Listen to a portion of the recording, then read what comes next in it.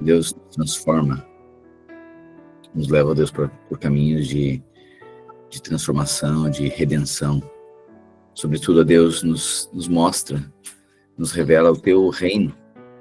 Deus, gera no nosso coração uma ambição, gera no nosso coração um desejo pelo teu reino, pela manifestação do teu reino, por coisas celestiais, por aquilo que está no teu coração. Sobretudo, Deus, queremos ser achados no Senhor. Nós pedimos que o Senhor nos alargue a compreensão de quem o Senhor é, da nossa vocação, do nosso chamamento, e na tradução do teu caráter em nós, como uma expressão do teu amor aqui na terra. Nós oramos em nome de Jesus. Amém e amém. Amém, querido. Hoje, Mateus capítulo 25. Mateus capítulo 25 é a continuação aqui, quando Jesus começa a falar a respeito dos tempos do fim. Os discípulos perguntaram para Jesus, quando nos diz, tu tens falado a respeito do reino, e nós queremos saber quando acontecerão essas coisas. Aí Jesus começa, então, revelar para eles, sinalizar, olha, essas coisas todas que eu estou falando que vão acontecer, que é o reino vir para a terra, é chegado o reino, vocês ouvirão falar de guerras, rumores de guerras, virulências, pestilências, perseguições. Vocês vocês verão nação se levantando contra nação, reino contra reino.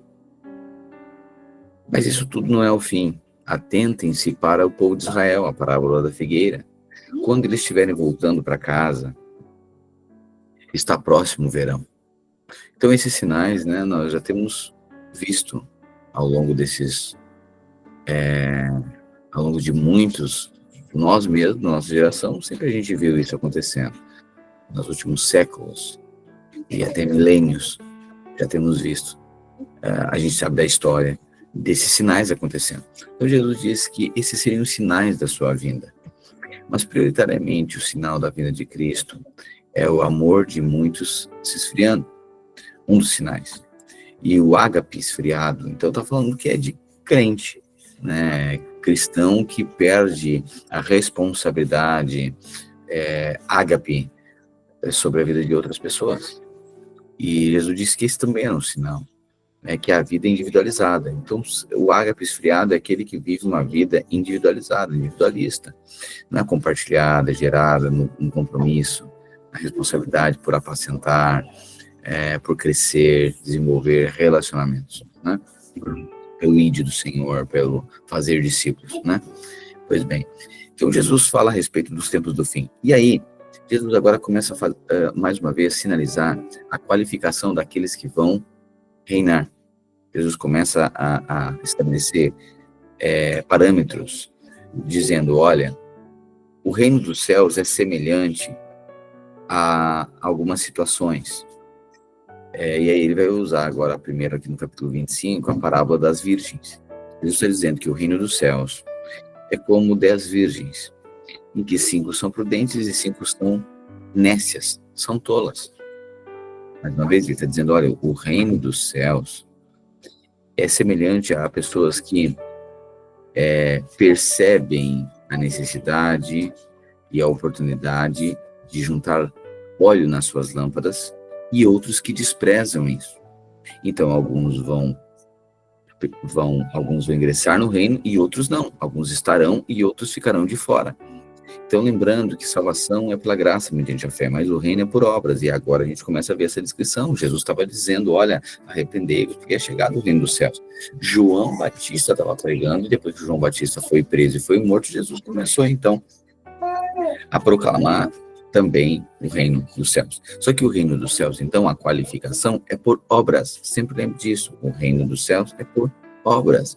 E perceba algo. Sobretudo, aqueles que carregam a natureza de Cristo. Eu não acredito que vai reinar uma pessoa que ela faz muita coisa para Deus, mas não carrega a natureza dele. Eu não acredito nisso.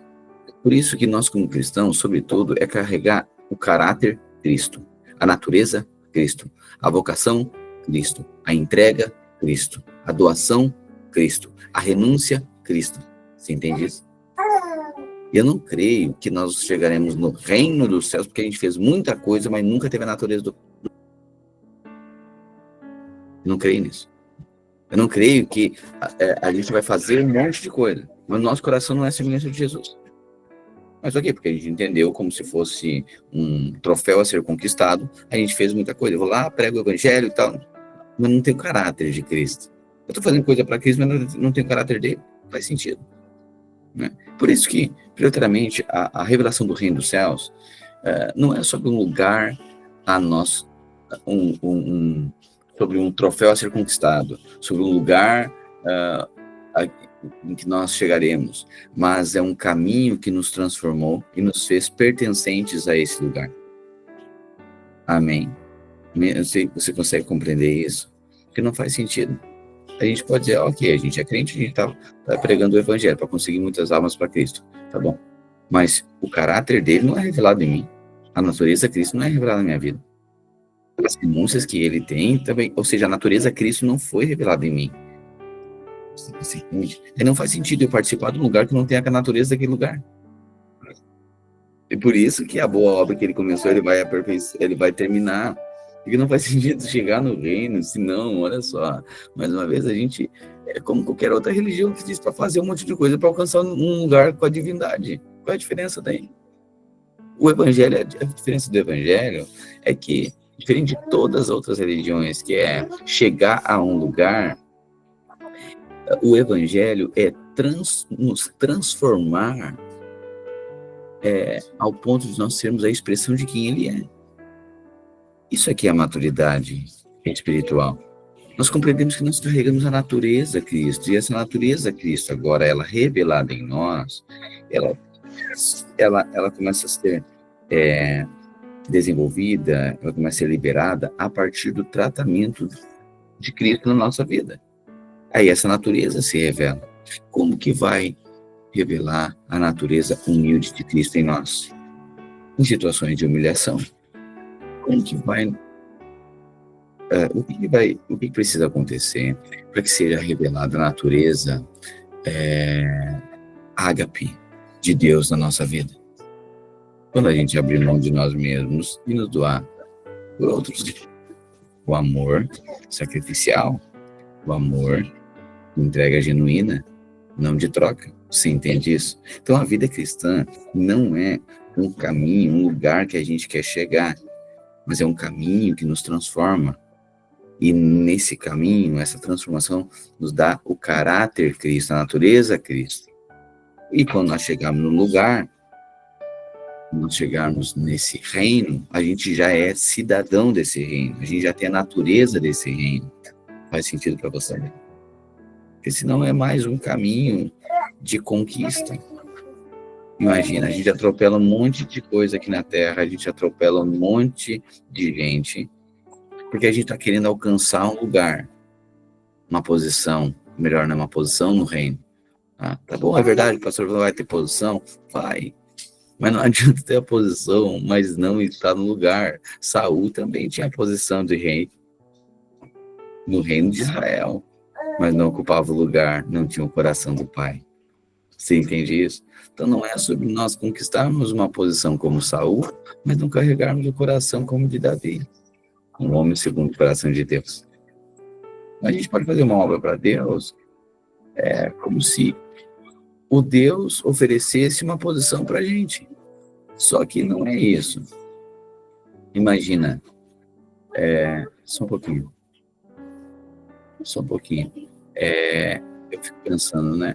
É como se um pai dissesse, filho, eu vou te dar um caminho aqui, e quando tu chegar, tu cumprir esses requisitos, o pai vai passar a empresa pro teu nome. Tá bom, filho, então tá bom. Só que aí esse filho se esforça tanto para conseguir que a empresa vá pro seu nome, tá bom? Mas nesse caminho, não relaciona com o pai, atropela, o espírito é outro. O pai diz, ok, passei a chave, passei a empresa para o meu filho, mas não tem prazer nele, não tem relação nenhuma e nem se parece comigo. A maneira que ele gera essa empresa é totalmente diferente que os meus valores. Você entende que não faz sentido? Então, a vida cristã não se trata, o reino dos céus não se trata somente de uma posição a ser conquistada, mas uma natureza a ser revelada em nós. Tanto é que um dia eu estava meditando nisso, eu estava pensando assim, tá, ok, a gente, queremos chegar no reino, vamos governar no reino, e aí, ontem a gente até falou sobre isso na imersão, né, às vezes, ok, hoje nós temos um chapeiro aqui, mas vai ter um dia que nós vamos governar, e aí, nós vamos impor. Eu disse, pois é, mas se o meu coração, fiquei meditando nisso, pois é, às vezes parece que vai chegar a nossa hora, a vingança que nós vamos fazer. Pois é, mas isso não é o coração de Jesus. Então não adianta, nós vamos chegar no reino, imagina. Porque hoje nós estamos, né? Estamos na plateia, tomando pau, e os ímpios estão aí, e chapeira, e é tudo difícil. Tá bom. Aí a gente, quando nós estivermos no governo, daí deixa que nós vamos. Pois é, mas não faz sentido se a gente for fazer a mesma coisa que o ímpio, porque o caráter dele não foi revelado em nós. Então, sabe o que eu acho? Que o reino dos céus é um reino de justiça. Não é um reino de vingança, é de justiça. Porque senão a gente está esperando um lugar que a gente vai governar para fazer a vingança. A vingança é dele. A vingança é de Cristo, é do Pai. Mas nós vamos carregar a natureza dele. Você entende? E se não é só troca de governo. Quando for na nossa vez, nós vamos matar vocês. Ok, vocês estão batendo, na nossa vez nós vamos bater em vocês. Mas isso não é o caráter de Deus. O caráter de Deus é perdoar. O caráter de Deus é fazer a coisa justa. Então, o caráter de Deus, Deus fez justiça antes de fazer juízo. E se a gente não entender que nós somos os proclamadores da justiça, a gente vai querer achar que nós vamos para um lugar para fazer juízo. Quando nós chegar no reino, nós vamos fazer juízo. Não, nós proclamamos a justiça. E quem recusa a justiça receberá juízo. Tanto é que Deus faz justiça enviando Cristo à terra. Quem recusa a justiça fica refém do juízo. Amém? Então, sobretudo a vida cristã se trata da revelação do caráter Cristo, natureza Cristo, virtude Cristo, coração Cristo. Para quando nós chegarmos na habitação celestial, para vivermos com Ele eternamente, nós já carregamos a natureza Cristo. Porque não faz sentido nós estarmos numa posição, mas não carregarmos as virtudes dessa posição, desse reino. Amém? Isso aqui é muito revelador. Porque senão, mais uma vez, a gente se torna agora em busca do reino. É bem verdade, bem-aventurados que vão ser de justiça, desejar o reino, claro, Maranata, falei disso ontem. Mas não é sobre uma posição. É sobre um coração, uma virtude. E nós carregamos a natureza. Então, sobretudo, a coisa mais linda é quando pessoas dizem, eu vejo na tua vida o caráter como de Jesus, a natureza como de Jesus. É isso, a nossa vida é sobre isso. Olha, eu te acho muito performático. Nossa, tu é muito excelente o que tu faz. Mas tu não tem o coração do teu pai. Entende? Pode ser. Eu convivi com teu pai, né? Mas agora eu sei que é tu que tá no governo. Tá? Mas, interessante porque o teu procedimento tem muito excelente no que tu faz, mas atropela muita gente, mas machuca muita gente. Teu pai não era tão excelente, mas o coração dele marcou todos nós. Você entende? Ou seja, mudou o governo. Aí tem uma pessoa até mais performática, cheia de qualificações, mas o coração não é. Então, sobretudo, quando falamos de governo, quando falamos de reino, a gente está falando sobre uma natureza. E é isso que Cristo está fazendo na nossa vida. Nos preparando, nos formando, forjando, inserindo a sua natureza em nós. E quando nós chegarmos no reino, nós somos cidadãos desse reino. Não vamos ficar aprendendo lá. Lá nós vamos manifestar, estamos aprendendo aqui. Amém. Aí Jesus está dizendo, olha, então o reino dos céus será como as 10 virgens que pegaram suas lamparinas. Olha agora a analogia. 10 virgens que pegam suas lâmpadas. Virgem, tudo tem um significado espiritual. Virgem aponta para esse caráter puro, pureza. Isso está falando de crente, porque está falando de reino, não está falando de ímpio. Então, virgem é pureza. Pureza é crente. Nós somos justificados em Cristo. Nós somos mais pecadores, somos justos, puros, tá bom? Então, o reino dos céus é como 10 crentes puros, justificados, virgens, que pegaram suas lamparinas e saíram para encontrar-se com o noivo. Então, crente é a noiva está desejando e vai encontrar com o noivo. 5 delas eram tolas, insensatas. 5 crentes eram displicentes, insensatos, tolos, desprezavam. Mas está marcado encontrar com o noivo. 5 delas eram insensatas e 5 eram prudentes. Está falando de virgem, está falando de crente, está falando de reino dos céus. Portanto, tem crente insensato, crente tolo e crente prudente. Amém? É isso que a palavra está dizendo. Mas outras 5 tiveram bom senso de levar óleo de reserva. Óleo para quê? Para lamparina. Lamparina é o espírito. Ok? A lamparina é o espírito. O óleo, interessante que a lamparina você recebeu, que é o espírito. Mas o óleo você precisa comprar. A lamparina é o seu espírito que você recebeu. Mas o óleo cada um tem que comprar. Ok? Como o noivo demorou a chegar, ou seja, a gente está aqui esperando o Maranata e o noivo não veio. E aí, no andar da vida, a gente vai 1, 2 anos de crente, 3 anos de crente, 6 meses de crente e tal. A tendência, né, o véu da lei, a glória vai desvanecendo. Tá bom, acho que não vem, não sei, vai esfriando, né? Ok. Como o noivo demorou a chegar, todas ficaram sonolentas e adormecendo. Virgem, crente, está falando de crente, adormeceu, esfriou, ok. À meia-noite, foram acordadas pelo grito. Vejam, o noivo está chegando, saiam para recebê-lo. Todas as virgens, ou seja, de repente vem um grito, uma surpresa, o noivo apareceu. Todas as virgens se levantaram e prepararam as suas lamparinas. Todas tinham lamparinas. Crente, todos têm o Espírito Santo. Todos. Lamparina todos têm, mas nem todos têm óleo. Então, todos tinham lamparina. As virgens prudentes e as tolas, as insensatas, as nécias, todos têm lamparina, mas nem todos têm óleo. Então, as 5, todas as virgens se levantaram e prepararam suas lamparinas. Então, as 5 insensatas pediram às outras: por favor, dê-nos um pouco de óleo. Entendeu? Pois nossas lamparinas estão se apagando. As outras, porém, responderam: não temos o suficiente para todas. Vão e comprem óleo para vocês. Então, um aspecto é que o óleo, ele é comprado. O Espírito nos é dado, mas o óleo é comprado.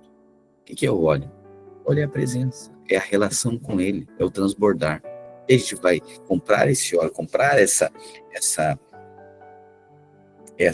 riqueza espiritual. Como, pastor? Salmodiando, cantando, louvando, meditando, enchendo do Espírito Santo. É isso aqui que é encher o seu coração de óleo. Né? É uma vida piedosa com Deus. O que você está fazendo meio-dia aqui todos os dias? Comprando óleo.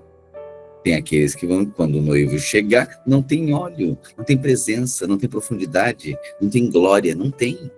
Tem lamparina, mas não tem óleo.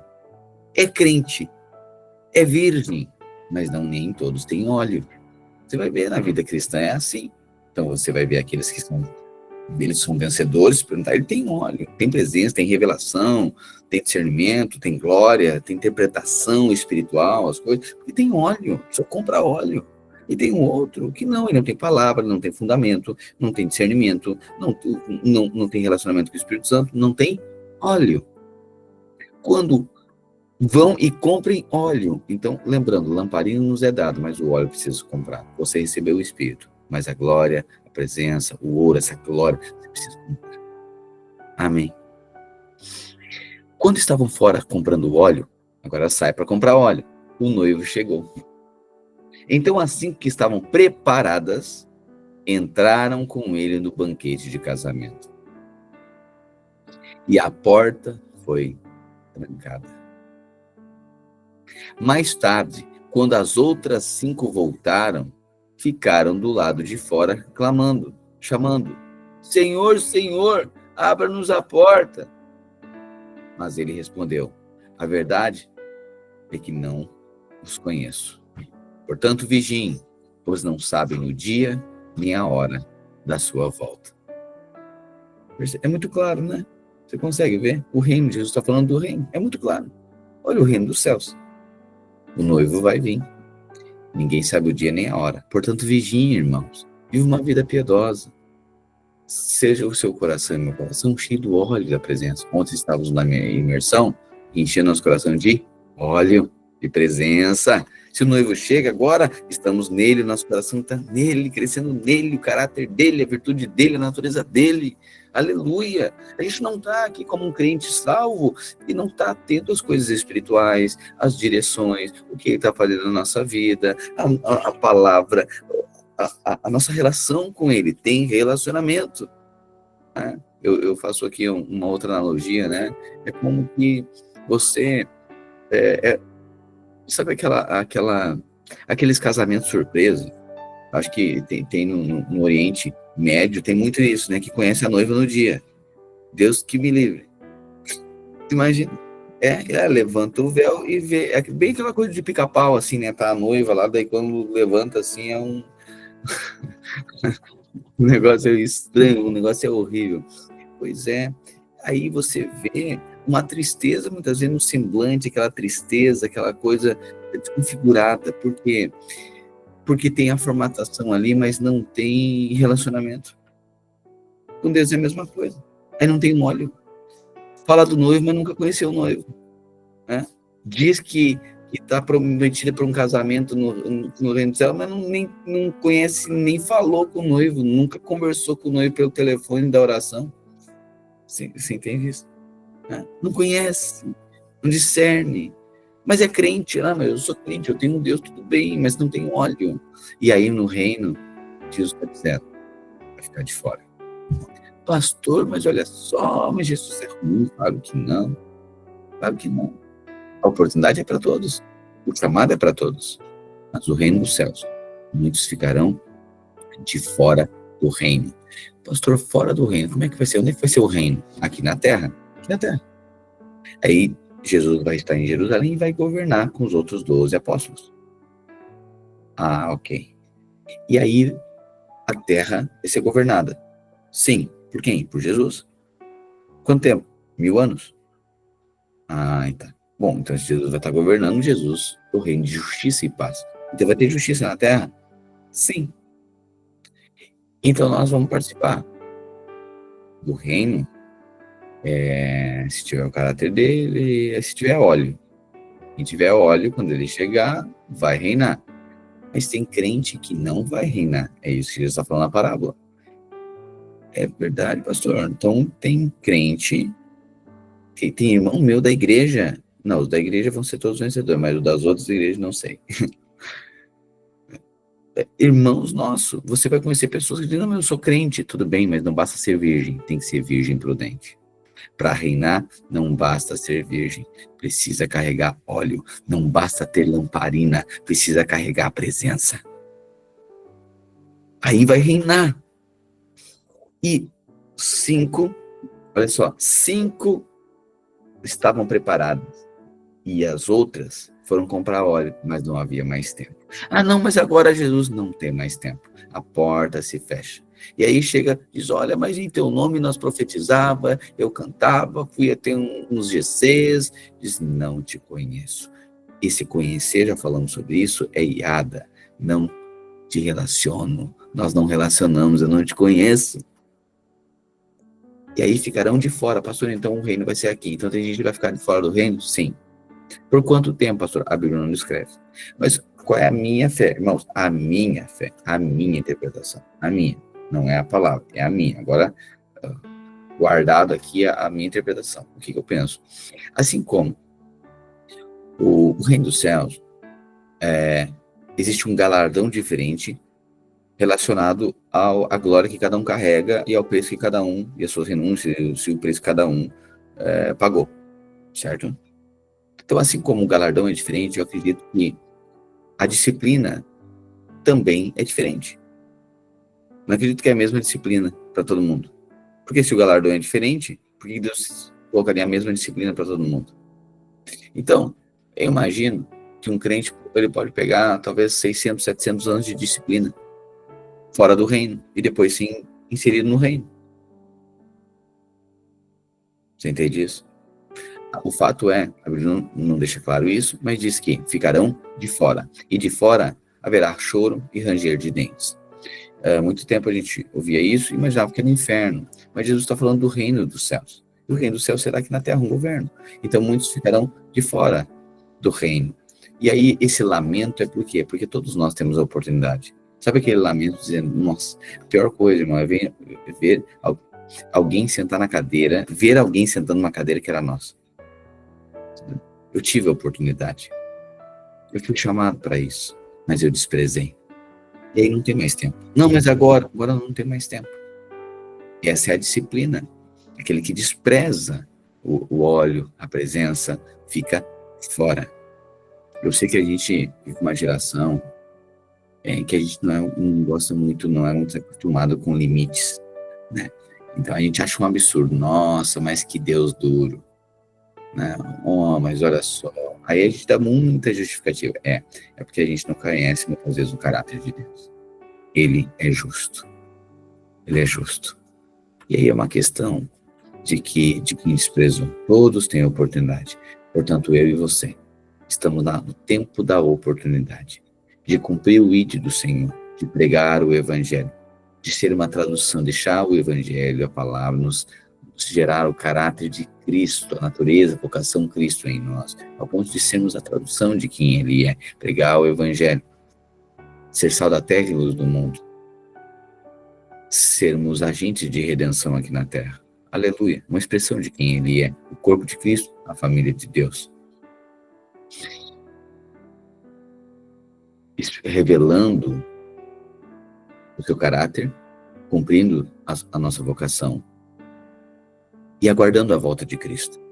E quando Ele voltar, que sejamos nós achados vencedores. Pastor, tem certeza que tu está salvo? Eu tenho. Estou convicto disso. Tem certeza que tu vai reinar?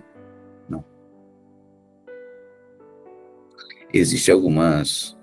A gente vai percebendo nuances, né, de quem é cidadão do reino, porque Jesus está dizendo. Então a gente pode fazer essa leitura.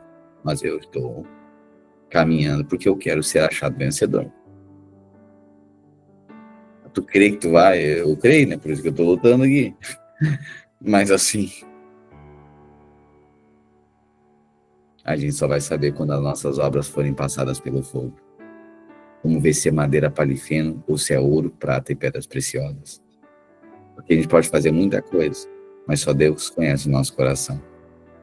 Entende? A gente pode fazer, mas tem um dia que vai passar tudo pelo fogo. E aí vai ser testado. Vamos ver. E aí, se for madeira, palha e feno, não subsiste. Mas se for ouro, purifica. Era verdadeiro, mas agora vai ficar mais puro ainda.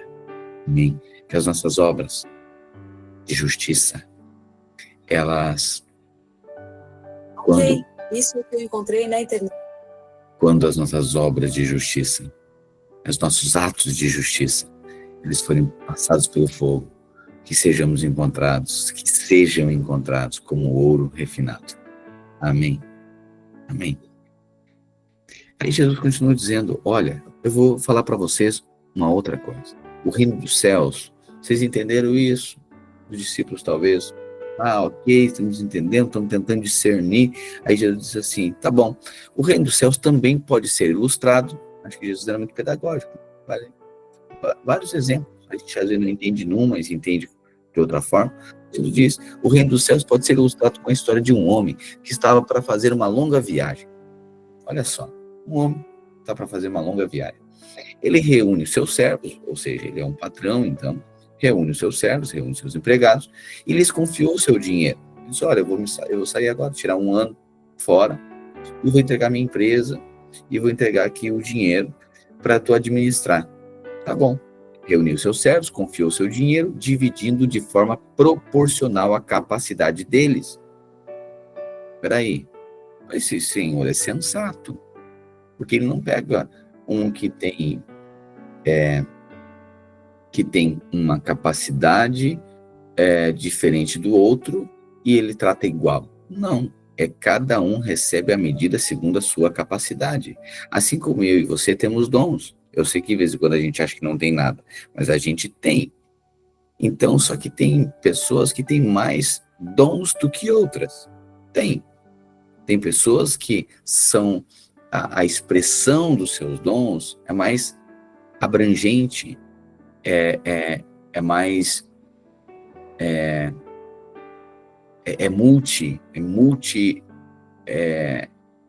multifunções, dons, habilidades, capacidades. Ok, mas o Senhor não é injusto. Ele reparte segundo a capacidade de cada um. Então, Deus, no mínimo, você tem um talento, tem uma habilidade. No mínimo uma. Olha o que ele diz. Ele dividiu o dinheiro, ou seja, a responsabilidade, de forma proporcional à capacidade de cada um. Ao primeiro, ele entregou 5 talentos. Então, tem um que tem 5 talentos. Ao segundo, 2 talentos. Mais uma vez, né? Jesus aqui ilustrando, falando uma parábola, usando dinheiro para que todo mundo entendesse, porque talento era medida de dinheiro. Ok. Ao primeiro, 5, ao segundo, 2 e ao último, 1 talento. Então, peraí. São 3 servos e cada um segundo a capacidade. Tem um cara que tem 5 talentos, tem outro que recebe 2 talentos e o outro recebe 1 talento. Então, ele foi viajar. Tá bom. O servo que recebeu 5 talentos, ou seja, começou a investir o dinheiro e ganhou outros 5. Ou seja, a pessoa usa. Deixou para mim como responsável, eu responsável pelo dinheiro, eu responsável pelo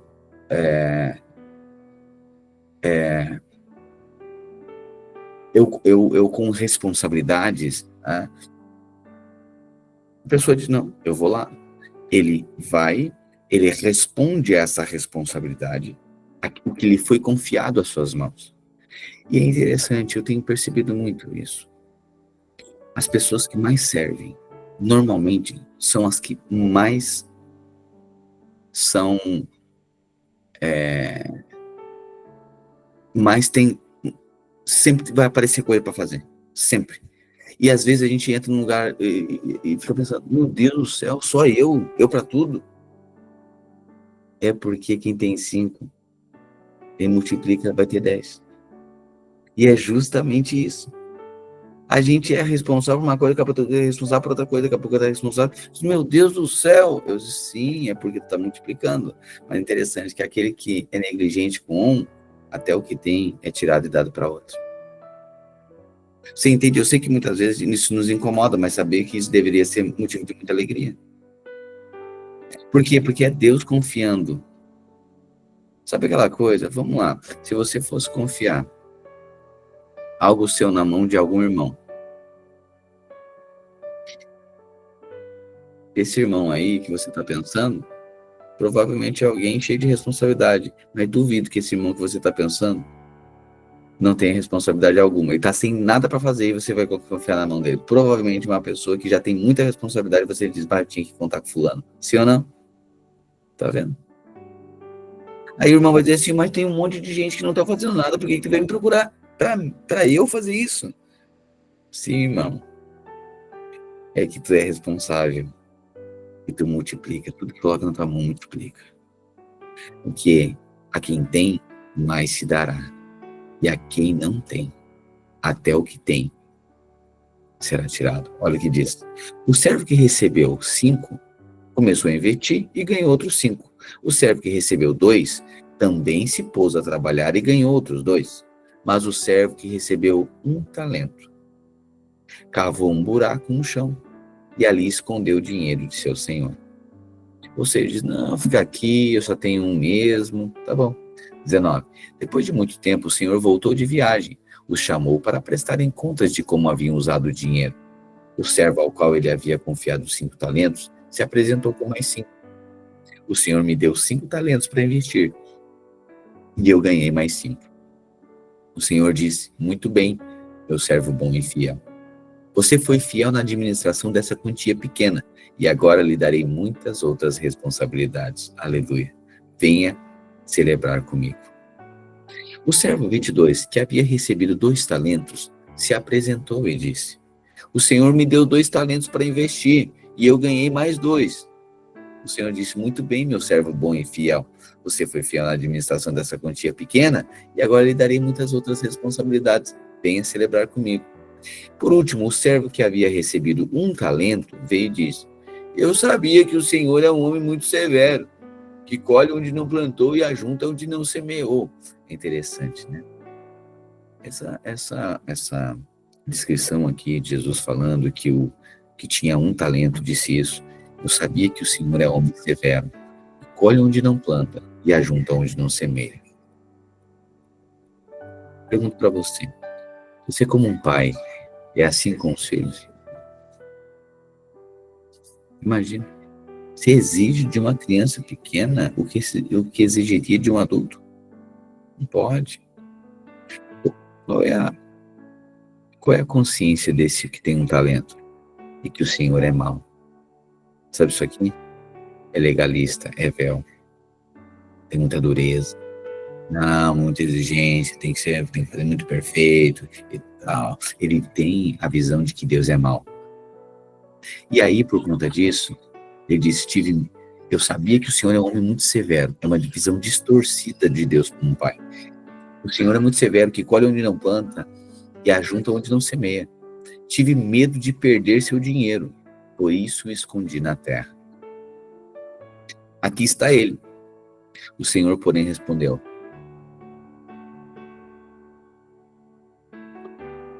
servo mau e preguiçoso. Se você sabia que eu colho onde não planto e ajunto onde não semeio, por que não depositou meu dinheiro? Pelo menos eu teria recebido os juros. Em seguida ordenou: tirem o dinheiro desse servo e deem ao que tem os 10 talentos. Espera aí. Tire o dinheiro deste que tem 1 e dê ao que tem 10. Interessante isso, né? Tudo irmão, tudo eles, tudo ela, tudo fulano, porque é panelinha. Não é não. É responsabilidade. Porque é o que tem, é o que Jesus disse agora. Pois ao que tem, mais lhe será dado, e terá em grande quantia.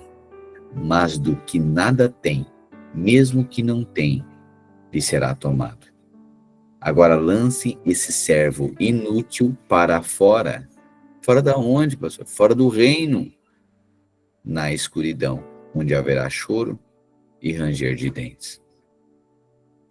Então Jesus, mais uma vez, ele está respondendo aos discípulos a respeito dos tempos do fim e falando do reino dos céus. Ele está dizendo: é chegado o reino dos céus. E o reino dos céus é semelhante a 10 virgens, que 5 eram prudentes e 5 eram tolas. O reino dos céus também é semelhante a um homem que era muito rico e foi viajar. Quem é esse? É Jesus, que veio em terra, deu uma incumbência: vão e façam discípulos de todas as nações. E ele voltou para casa. E ele saiu, voltou para os céus. E aí nós estamos aqui na terra, responsável por cuidar daquilo que é dele, da sua noiva, dos seus filhos, responsáveis. Não é assim? Mas um dia ele voltará. E quando ele chegar, ele vai dizer: e aí, o que vocês fizeram com que eu confiei as mãos de vocês? Aí alguns que têm 5 multiplicam talentos, o que tem 2, o que tem 3, o que tem 4, e o que tem 1 também. Cada um de nós. Pastor, mas eu só tenho 1 talentinho. Então multiplica ele. É que sejamos achados, né, no final da nossa vida, mais responsáveis do que no início dela. Cada vez mais. E não estou dizendo só ter uma questão de muita coisa para fazer. Embora também vá passar por isso. Mas são responsabilidades, não tem como. Você acha que você com 40 anos de idade vai ter menos responsabilidade do que você com 10? Alguém está esperando que com 40 anos de idade se tenha menos responsabilidade do que que tem 10 anos. Não.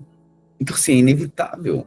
Inevitável, vai ter mais responsabilidades. Ah, não, mas eu quero uma vida mais leve. Não, a vida mais leve não é cumprindo o propósito.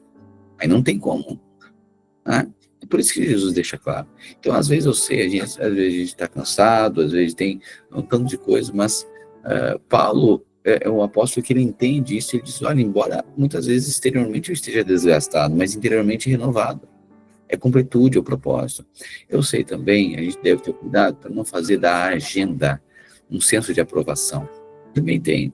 Por outro lado, não tem como também ser aprovado sem ter responsabilidades, não tem como. Né? Então, parece que todo esse senso de aprovação, ele está acompanhado de responsabilidades. A gente carrega a responsabilidade. Sobretudo, o fazer, os procedimentos, a responsabilidade, devem visar a relação, sobretudo. O muito fazer não pode substituir a relação, mas toda relação vai estar carregada de responsabilidade no fazer. Amém? Amém? Então, nossa vida com Deus vai gerar o quê? Responsabilidade. Mas as responsabilidades não podem substituir a nossa vida com Deus. Não é uma coisa ou outra. É uma coisa que tem um propósito.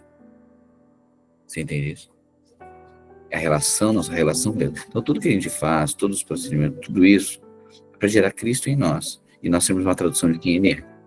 E nessa relação de ser tradução quem Ele é, de traduzir quem Ele é, a gente vai estar cheio de responsabilidades. Ok? Não é uma coisa para substituir o outro.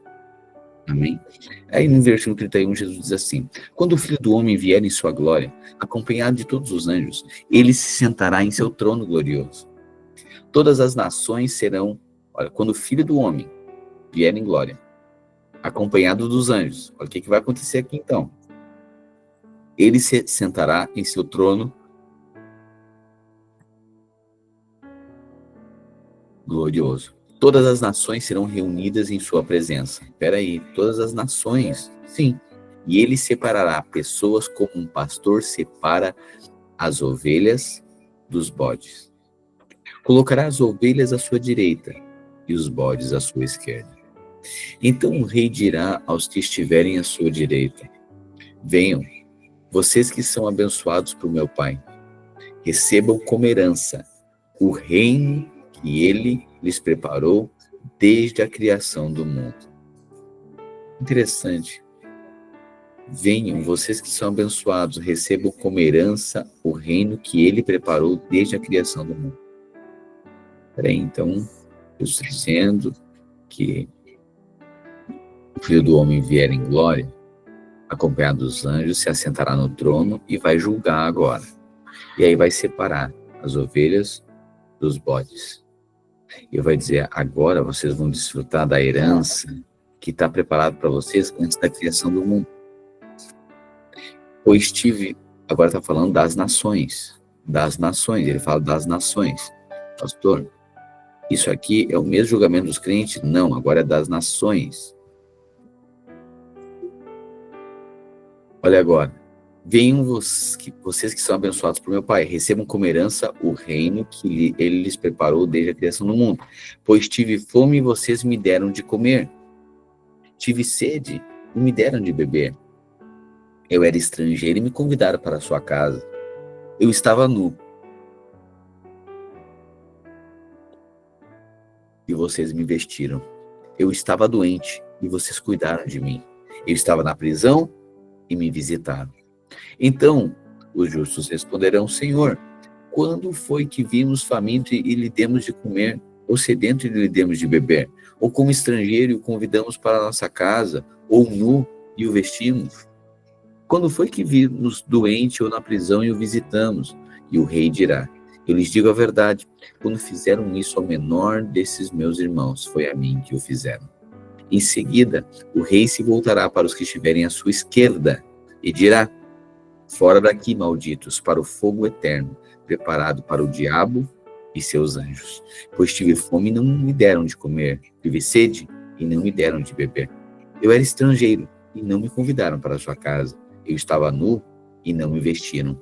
Estive doente e na prisão e não me visitaram. Então eles dirão: Senhor, quando ouvimos faminto, sedento, estrangeiro, nu, doente ou na prisão e não o ajudamos? Ele responderá: eu lhes digo a verdade. Quando se recusaram a ajudar o menor destes meus irmãos e irmãs, foi a mim que se recusaram a ajudar. E estes irão para o castigo eterno, mas os justos irão para a vida eterna. Lembrando, Jesus agora faz uma outra analogia falando a respeito das nações. Isso aqui é importante nós sabermos, a respeito dos tempos do fim. São 3 julgamentos que terá na terra, ou nos ares, né? 3 julgamentos. O primeiro é o tribunal de Cristo. O tribunal de Cristo é julgamento só para crente, que é o que cada um fez. Isso aqui é crente, eu e você. O nosso é tribunal de Cristo. As nossas obras serão testadas pelo fogo. Ok. Tem o segundo julgamento, o julgamento das nações. Jesus está falando do reino. O julgamento das nações. Pastor, quais nações? As nações aqui na terra. Então, mas o que acontece? Bom, quando o anticristo tiver os 7 anos aqui na terra de grande tribulação, e 3 anos e meio de grande tribulação, os cristãos serão perseguidos. Bom, hoje também tem muitas nações, muitos cristãos sendo perseguidos. Hoje também acontece isso, ao longo da história. E tem gente que acolhe cristão, que acolhe os pequeninos do Senhor. Eles protegem, eles ajudam. Eles estão sendo perseguidos, os cristãos estão sendo perseguidos, mas alguém os acolhe. Então imagina, na perseguição do anticristo que vai acontecer aqui na Terra, os crentes estarão fugindo. E se o governo do anticristo, se esse governo mundial pegar, serão mortos, serão presos, não poderão comprar, não poderão comer. Né? Ok. Esses irmãos, esses pequeninos aqui, fugindo da perseguição, quando encontrarem alguém, algum ímpio, nações, que os acolherem, uma coisa que a gente precisa sempre saber é que Deus não fica devendo nada para ninguém. Você sabe que às vezes você fica, o filho depois conta uma história: pai, aconteceu assim, assim, eu perdi assim, assim, assim, mas daí aquele titio ali pegou e me ajudou. Como que o pai fica? O pai fica grato. E aí o pai diz assim: nossa, eu quero poder retribuir o Senhor, porque meu filho, ele perdeu a mochila dele e ele foi na viagem da escola. E aí o senhor era o motorista do ônibus, né? Ah, eu era motorista, eu vi que perdeu a mochilinha dele. Pois é, e ele teve fome e o senhor deu de comer para ele, né? Pois é verdade, eu peguei umas bolachinhas, fui lá e comprei e dei de comer. Ah, outra coisa, ele teve sede, e o senhor deu de beber para ele, né? Ah, ele queria um todinho, queria um suquinho, né? Ah, outra coisa, ele perdeu a mochilinha dele, estava com as roupinhas, daí ele saiu da piscina com a roupinha molhada, e ele não tinha, ele estava quase nu, e o senhor vestiu ele. E o senhor foi lá e visitou ele. Ah, outra coisa, ele ficou lá no banheiro sozinho, né, porque ele não tinha, e aí o senhor foi lá e visitou ele. E aí o senhor foi e vestiu ele. Então ele estava quase nu, o senhor vestiu, ele estava com sede, o senhor deu de beber, ele estava com fome, o senhor deu de comer. E o senhor visitou ele ainda. Ah, eu quero poder retribuir. Pode entrar nesse meu condomínio aqui. Eu quero fazer uma festa. Deus não fica devendo nada para ninguém.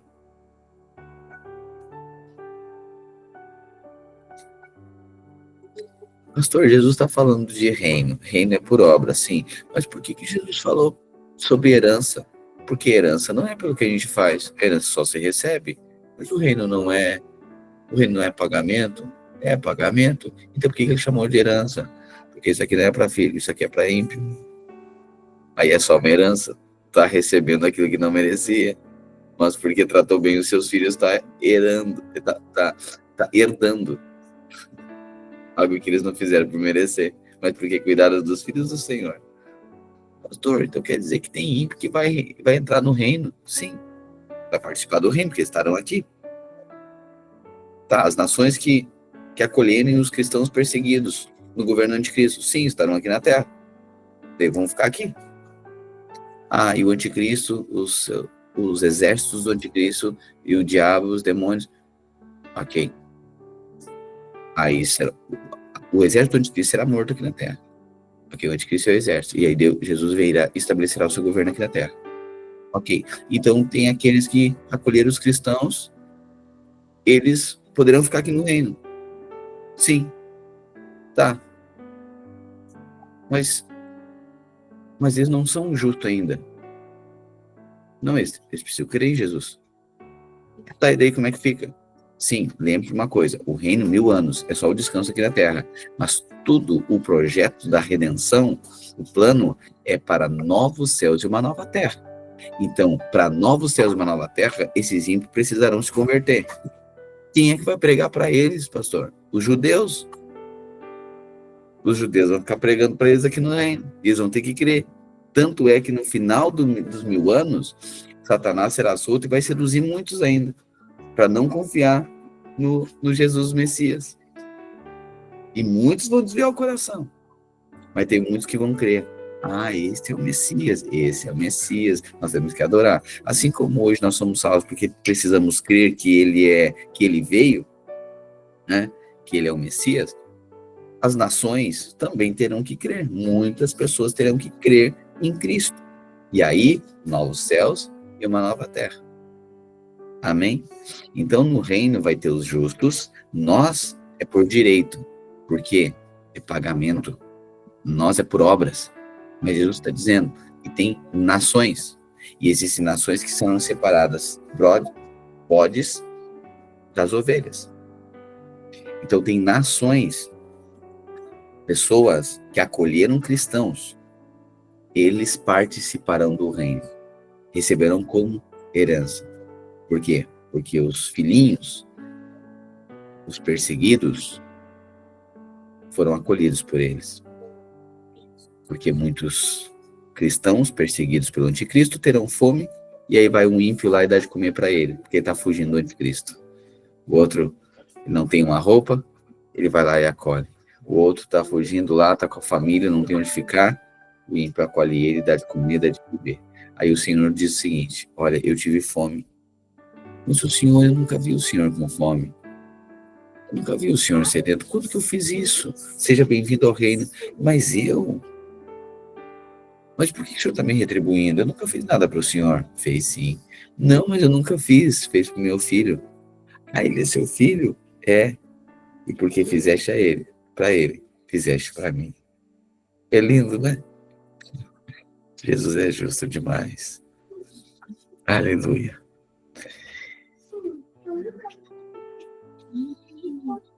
Quanto àqueles que se recusaram a ajudar o menor destes meus irmãos e irmãs, foi a mim que recusaram a ajudar.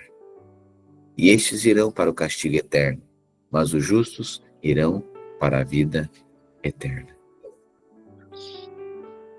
26. Quando Jesus terminou de falar todas essas coisas, ele disse a seus discípulos: como vocês sabem, a Páscoa começa daqui a 2 dias, e o Filho do Homem será entregue para ser crucificado. Olha, agora começa o caminho da vida dolorosa, tá? Jesus disse: olha, a Páscoa está chegando, daqui a 2 dias, e o Filho do Homem será entregue para ser crucificado. Jesus estava anunciando isso para os discípulos. Naquela mesma hora, os principais sacerdotes e líderes do povo estavam reunidos na residência de Caifás, o sumo sacerdote, tramando uma forma de prender Jesus em segredo e matá-lo, mas não durante a festa da Páscoa, para não haver tumulto entre o povo. Concordaram entre eles. Mas não durante a festa da Páscoa, para não haver muito tumulto entre o povo. Concordaram entre eles.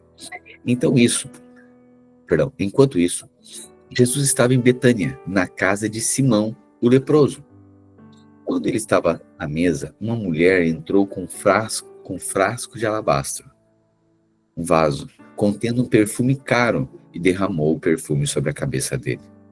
Ao ver isso, Os discípulos ficaram indignados. Que desperdício, disseram. O perfume poderia ter sido vendido por um alto preço e o dinheiro dado para os pobres. Jesus, sabendo do que falavam, disse: por que criticam essa mulher por ter feito algo tão bom para mim? Vocês sempre terão os pobres em seu meio, mas nem sempre terão a mim. Ela derramou esse perfume em mim a fim de preparar meu corpo para o sepultamento.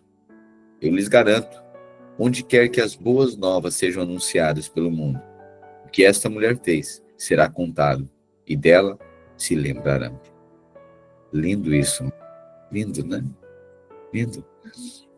Eu gosto sempre de deixar enfático isso, né? Olha, fazia sentido dos discípulos estarem dizendo isso, né? Foi Judas quem falou, né?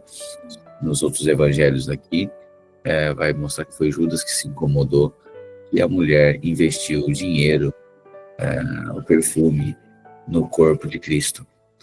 E aí Jesus disse, olha, fazia sentido, porque certamente Judas havia ouvido Jesus falar para o jovem rico, né? Quando ele perguntou, o que faz para o teu reino? E aí Jesus disse, olha, vende o que tu tem que dar para os pobres e me segue. Então ele achou isso. Quando tem alguém ali derramando perfume em Jesus, ele não tem de olha, mas por quê que não dá para os pobres? Aí Jesus responde, os pobres vocês sempre terão, mas a mim nem sempre. O que essa mulher fez, ela está me ungindo meu corpo. Você sabe, quando a pessoa era embalsamada, quando a pessoa morria, eles enrolavam em panos com perfumes, por conta do cheiro, né? Ali, para os primeiros dias, né?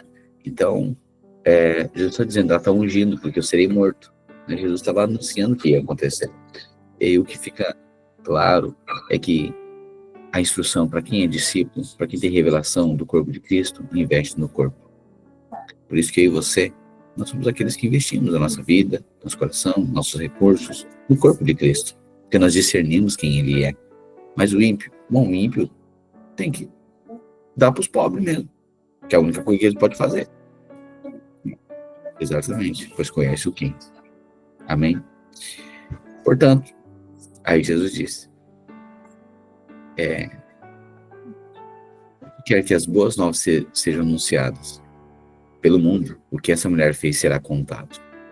Né? E realmente é uma das histórias que a gente mais fala na Bíblia, né? A oferta de Maria. Então Judas Iscariotes, um dos 12, foi aos principais sacerdotes, olha Judas, e perguntou, quanto vocês me pagarão se eu lhes entregar Jesus? Tá vendo? Aquele mesmo que se incomoda com aqueles que investem no corpo de Cristo, só se incomoda porque ele não está participando do comércio.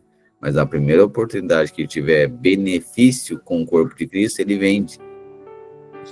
Você está entendendo? É loucura, né? Ele vai lá agora, quer fazer um comércio. Então, Judas, um dos 12, foi aos principais sacerdotes e perguntou, quanto vocês me pagarão se eles entregar Jesus? E eles lhe deram 30 moedas de prata. Semelhante, né, a José, você lembra? José foi vendido pelos irmãos, Jesus também foi vendido pelos irmãos, José teve que sair, né, ficar longe do pai, né, Jesus também. José foi vendido por 20 moedas de prata, Jesus foi vendido por 30 moedas de prata, ok? Então Judas Iscariotes, um dos 12, foi um dos principais sacerdotes, perguntou, quando vocês me pagarão para entregar Jesus? E eles lhe deram 30 moedas de prata. Daquele momento em diante, Judas começou a procurar uma oportunidade para trair Jesus.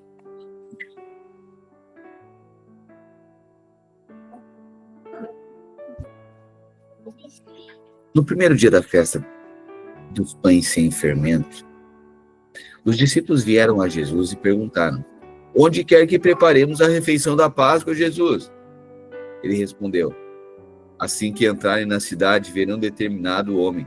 Diga-lhe, o mestre diz, meu tempo chegou e comerei em sua casa a refeição da Páscoa com meus discípulos. Então os discípulos fizeram como Jesus havia instruído e ali prepararam a refeição da Páscoa. Interessante, né? Jesus pega e fala, olha, Jesus faz meio que um Airbnb aqui, né? Ele disse, olha, vai lá e pega a casa do cara e diz que nós vamos para lá. Eu acho interessante isso, que em alguns momentos Jesus se convidou, né? Só que Jesus convida, né? E ele que abençoa, né? Ele convida para ir nessa casa, ele estabelece a ceia da Páscoa. Ele convida para ir na casa de Zaqueu, mas é Zaqueu que é transformado e abençoado. Então, sempre que você abrir a sua casa para receber Cristo, certamente é você que vai ser abençoado. Não quero esquecer disso. 22. Muito aflitos, eles protestaram um após o outro. Perdão. 20. Ao anoitecer, Jesus estava à mesa com os 12. Enquanto comiam, disse, eu lhes digo a verdade, um de vocês vai me trair. Muito aflitos, eles protestaram um após o outro. Certamente não serei eu, né, Senhor? Jesus respondeu, um de vocês que acabou de comer da mesma tigela comigo vai me trair. O Filho do Homem deve morrer, como a Escritura declarada há muito tempo. Mas que terrível será para aquele que o trair. Para esse homem seria melhor não ter nascido. Judas, aquele que o trairia, também disse, certamente não serei eu, Rabi. O Senhor respondeu, é você quem disse.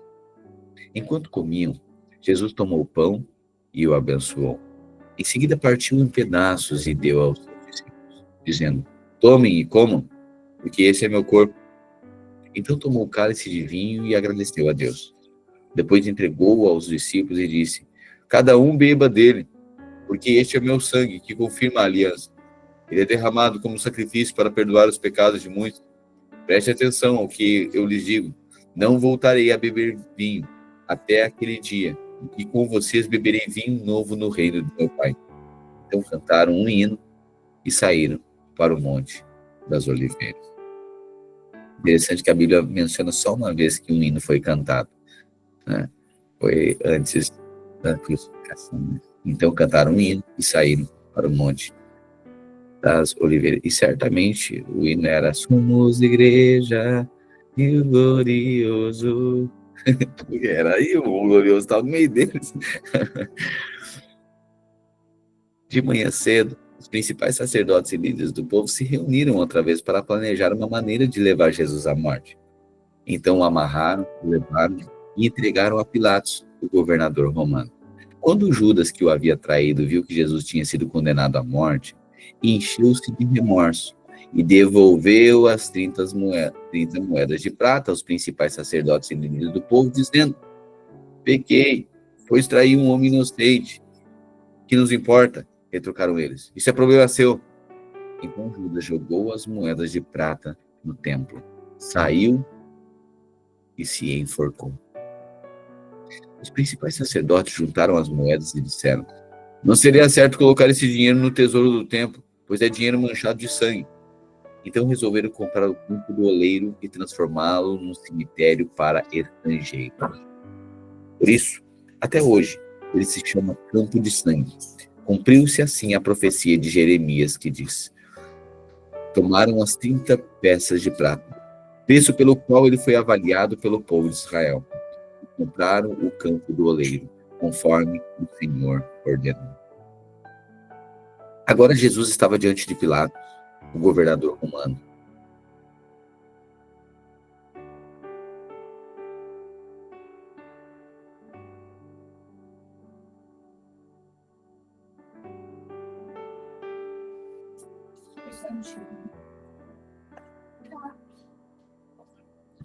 Agora Jesus estava diante de Pilatos, governador romano, e lhe perguntou, você é o rei dos judeus? Jesus respondeu, é como você diz.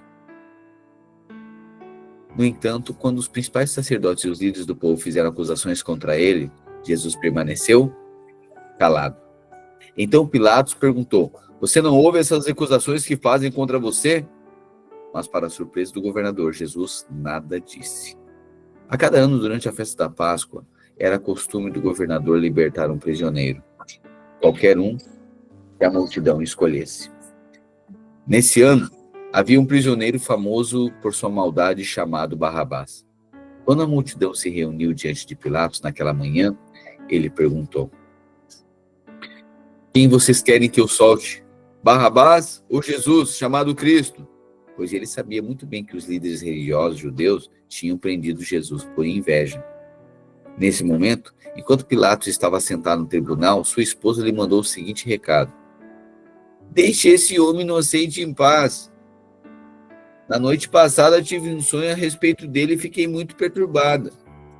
Enquanto isso, os principais sacerdotes e líderes do povo convenceram a multidão a pedir que Barrabás fosse solto e Jesus executado.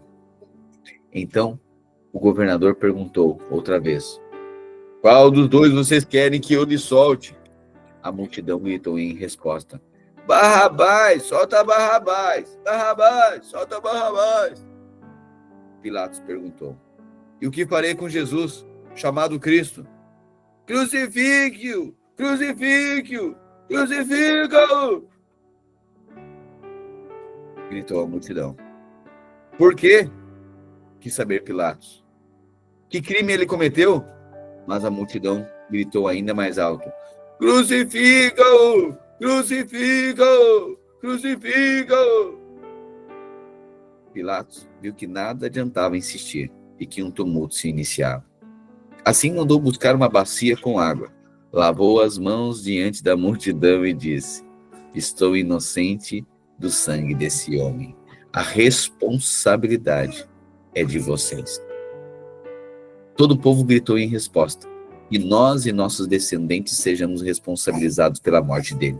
Meu Deus, olha o povo gritando. Que nós e nossos descendentes sejamos responsabilizados pela morte dele.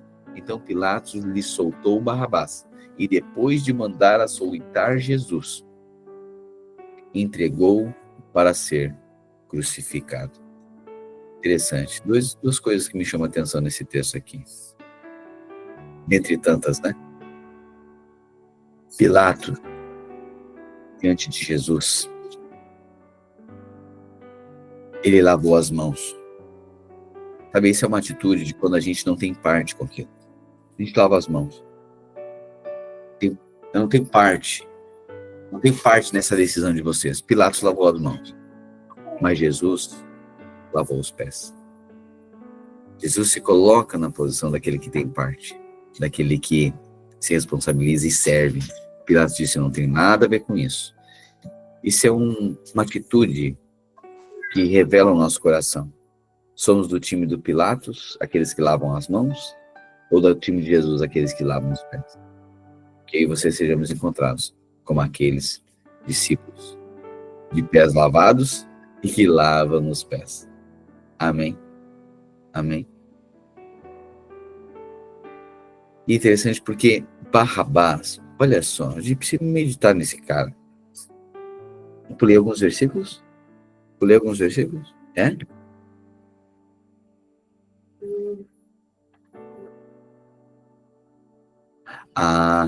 No crucifica, o 24 eu pulei então. Pilatos viu que nada adiantava insistir e que um tumulto se iniciava. Assim mandou buscar uma bacia com água, lavou as mãos diante da multidão. É isso que eu pulei, João? Não, antes?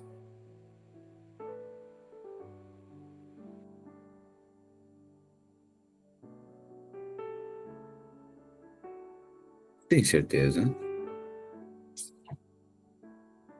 Me ajuda aqui. Quais que eu pulei? Pulei?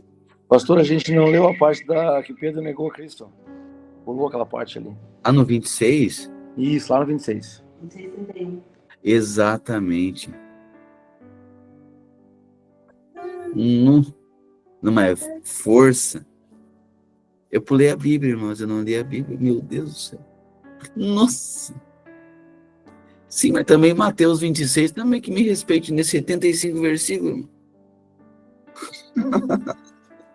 Eu li uma porção e disse: vamos passar para a próxima. Meu Deus do céu, isso aqui não vou ficar um mês aqui nesse troço, no Mateus 26. Você imagina? Isso tudo que a gente está lendo já faz uns 4 dias aqui, era só para um dia. Não pode. Por isso que eu estou pulando aqui para ver se ninguém presta atenção e eu vou tocando. Brincadeira. Vou voltar lá então. Deixa eu só terminar o 27 aqui. Deixa eu ver se eu terminei aqui. Ixi, mas é outro também que inventaram 400 versículos. Tá, não, vamos voltar então, peraí. Me ajuda agora aqui, onde é que a gente parou? Tá, Judas se enforca, o julgamento do Pilatos. Pastor, foi no 26, 31. Sim, vamos voltar lá. Ok, tá. E depois a gente volta no 27 e 27. Tá bom. Vamos voltar no 26 e 31, tá? Porque pegaram nós na auditoria aqui, a Receita pegou nós temos que voltar aqui. O pessoal da corregedoria pegou nós aqui nos nossos pulos aqui, então nós vamos voltar. Ai, Deus. Vamos lá. 26, 31.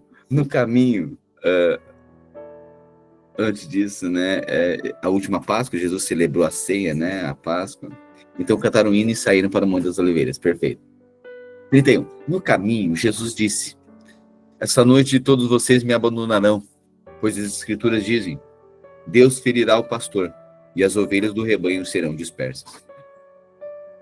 Mas depois de ressuscitar, irei adiante de vocês a Galileia. O que eu acho interessante é que Jesus falou tudo o que ia acontecer, gente.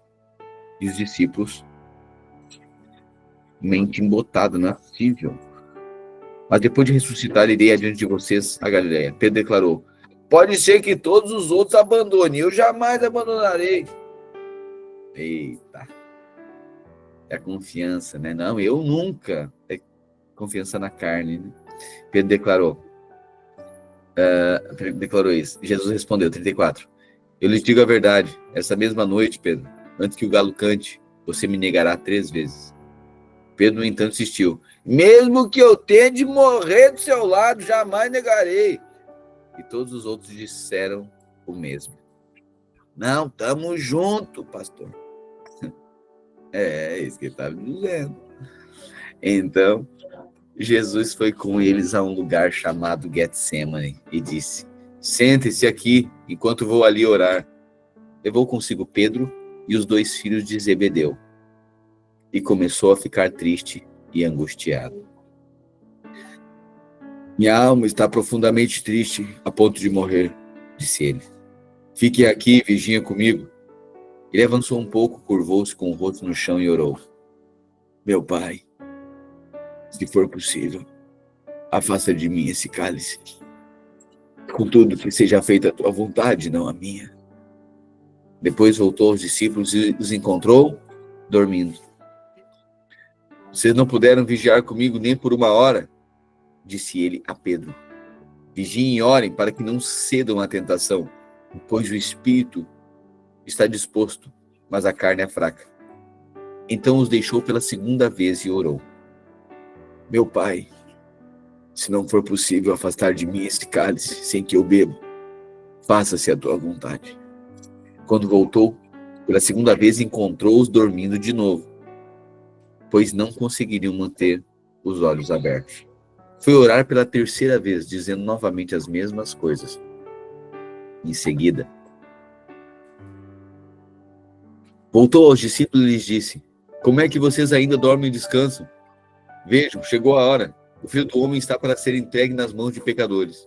Levantem-se e vamos, ver o traidor chegou.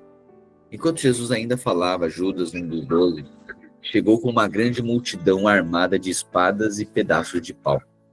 Tinham sido enviados pelos principais sacerdotes e líderes do povo. O traidor havia combinado com eles um sinal. Vocês saberão a quem devem prender quando eu o cumprimentar com um beijo. Então Judas veio diretamente a Jesus. Saudações, Rabi! Exclamou ele e o beijou. Jesus disse: amigo, faça de uma vez o que veio fazer. Então os outros agarraram Jesus e o prenderam. Um dos que estavam com Jesus puxou a espada e feriu o servo do sumo sacerdote, cortando-lhe a orelha. Guarde sua espada, disse Jesus. Os que usam a espada morrerão pela espada. Você não percebe que eu poderia pedir ao meu Pai milhares de anjos para me proteger? E ele os enviaria no mesmo instante? Se eu o fizesse, porém, como se cumpririam as escrituras que descrevem o que é necessário que agora aconteça? Em seguida, Jesus disse à multidão: por acaso sou um revolucionário perigoso para que venham me prender com espadas e pedaços de pau? Por que não me prenderam no templo? Ali tinha todos os dias ensinando. Mas tudo isso está acontecendo para que se cumpram as escrituras dos profetas registradas nas escrituras. Nesse momento, todos os discípulos o abandonaram e fugiram.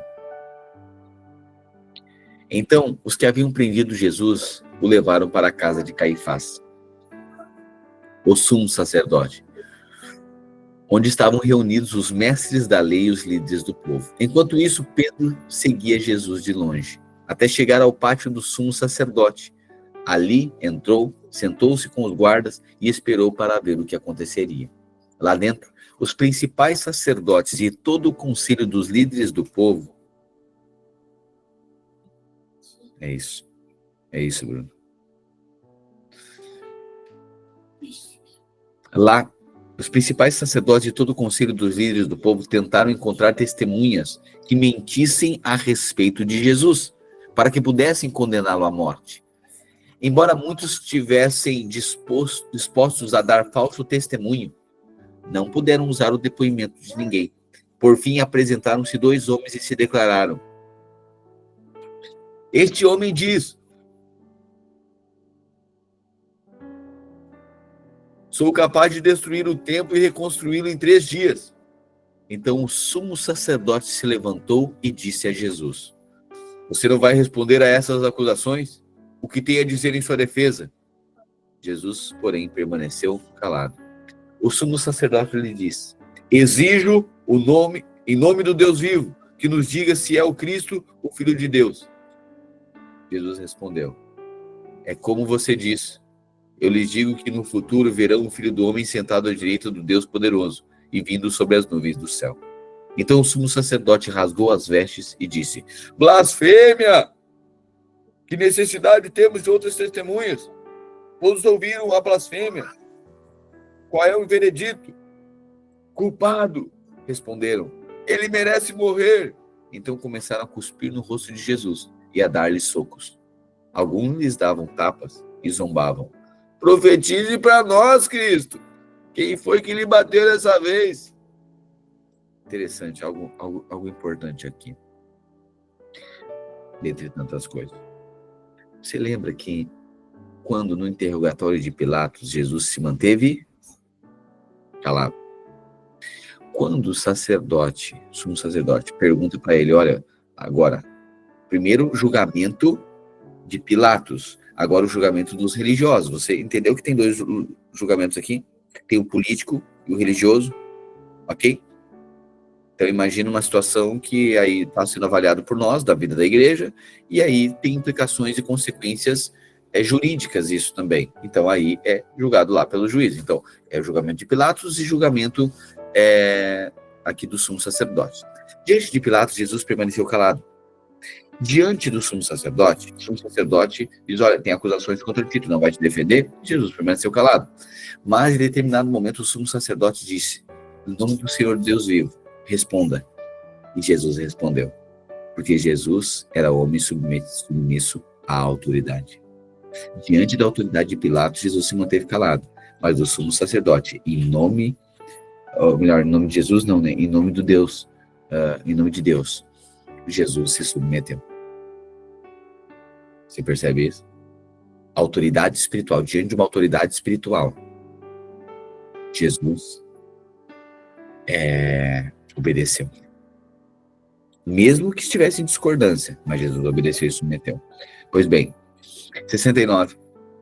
Enquanto isso, Pedro estava do lado de fora no pátio.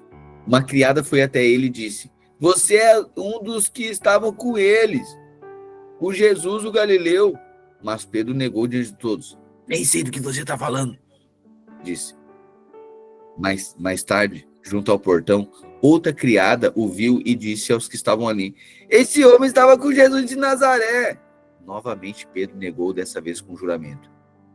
Nem mesmo conheço esse homem, disse ele. Pouco depois, alguns dos outros ali presentes vieram a Pedro e disseram: você deve ser um deles, percebemos pelo seu sotaque galileu, né? Pedro jurou: que eu seja amaldiçoado se estiver mentindo, não conheço esse homem. Imediatamente o galo cantou. Então Pedro se lembrou das palavras de Jesus. Antes que o galo cante, você me negará 3 vezes. E saiu dali, chorando amargamente. Agora volta 27 e 27. 27 e 27, que a gente já leu aqui. Alguns soldados do governador levaram Jesus ao quartel e chamaram todo o regimento. Tiraram as roupas de Jesus e puseram nele um manto vermelho. Desceram uma coroa de espinhos e a colocaram em sua cabeça. Em sua mão direita puseram um caniço, como se fosse um cetro. Ajoelhavam-se diante dele e zombavam. Salve, rei dos judeus! Cuspiam nele, tomavam-lhe o caniço da mão e com ele batiam em sua cabeça. Quando se cansaram de zombar dele, tiraram o manto e vestiram novamente com suas roupas. Então o levaram para ser crucificado. No caminho encontraram um homem chamado Simão de Cirene, ou Simão o Cireneu, e os soldados o obrigaram a carregar a cruz. A Antonella veio aqui, olha aqui, a Antonella veio aqui abrir a Bíblia dela, daí mostrou aqui. Ela está ouvindo espontaneamente, foi lá, abriu na Bíblia dela e trouxe aqui para mim. Obrigado, filha. Ela está atenta à palavra, tá vendo como a criança está atenta? Ela está aqui brincando. Para o reino a gente precisa ter o coração de uma criança. Ela está aqui caminhando, quietinha, brincando aqui, mas está atenta. Preciosa, preciosa. Ela lembrou Simão Cireneu, daí ela veio aqui e diz, ó, tá aqui. Lindo, né?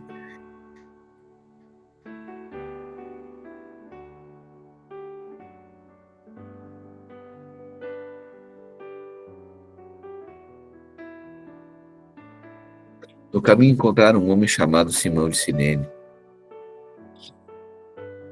e os soldados obrigaram a carregar a cruz. Então saíram para um lugar chamado Gólgota, que quer dizer lugar da caveira. Os soldados lhe deram para beber vinho misturado com fel, mas quando Jesus o provou, recusou-se a beber. Depois de pregá-lo na cruz, os soldados tiraram sortes para dividir suas roupas. Então sentaram-se em redor e montaram a guarda. Acima de sua cabeça estava presa uma tabuleta com a acusação feita contra ele. Este é Jesus, o rei dos judeus. 2 criminosos foram crucificados com ele, um à sua direita e o outro à sua esquerda. O povo que passava por ali gritava insultos e sacudia a cabeça em zombaria. Você disse que destruiria o templo e o reconstruiria em 3 dias. Pois bem, se é o Filho de Deus, salve-se a si mesmo e desça da cruz. Os principais sacerdotes, os mestres da lei e os líderes do povo também zombavam de Jesus. Salvou os outros, mas não pode salvar a si mesmo, né? Dizia. Quer dizer que ele é o rei de Israel? Que desça da cruz agora. E nós creremos nele. Ele confiou em Deus, então que Deus o salve agora se quiser. Pois ele disse, eu sou o Filho de Deus. Até os criminosos que tinham sido crucificados com ele o insultavam da mesma forma. Ao meio-dia, desceu sobre toda a terra uma escuridão que durou 3 horas. Por volta das 3 da tarde, Jesus clamou em alta voz, Eli, Eli, lama sabachthani, que quer dizer, meu Deus, por que me abandonaste? Alguns dos que estavam ali pensaram que ele chamava o profeta Elias. Um deles correu e ensopou uma esponja com vinagre e ergueu num caniço para que ele bebesse. Os outros, porém, disseram, esperem, vamos ver se Elias vem salvá-lo. Então Jesus clamou em alta voz novamente e entregou seu espírito. Naquele momento, a cortina do santuário, o véu do templo. O véu do templo se rasgou em 2 partes, de cima até baixo. Tá vendo? O véu só é removido em Cristo. A terra estremeceu, rochas se partiram e as sepulturas se abriram. Saíram do cemitério depois da ressurreição de Jesus, entraram na cidade santa de Jerusalém e apareceram a muita gente. O oficial romano e os outros soldados que vigiavam Jesus ficaram aterrorizados com o terremoto e com tudo que havia acontecido. E disseram: este homem era verdadeiramente o Filho de Deus. Muitas mulheres que tinham vindo da Galiléia com Jesus para servi-lo olhavam de longe. Entre elas estavam Maria Madalena, Maria, mãe de Tiago e José, e a mãe dos filhos de Zebedeu. Ao entardecer, José, um homem rico de Arimateia, que tinha se tornado seguidor de Jesus, foi a Pilatos e pediu o corpo de Jesus. Pilatos ordenou que lhe entregassem o corpo. José tomou o corpo e o envolveu num lençol limpo feito de linho e o colocou num túmulo novo, de sua propriedade, escavado na rocha. Então rolou uma grande pedra na entrada do túmulo e foi embora.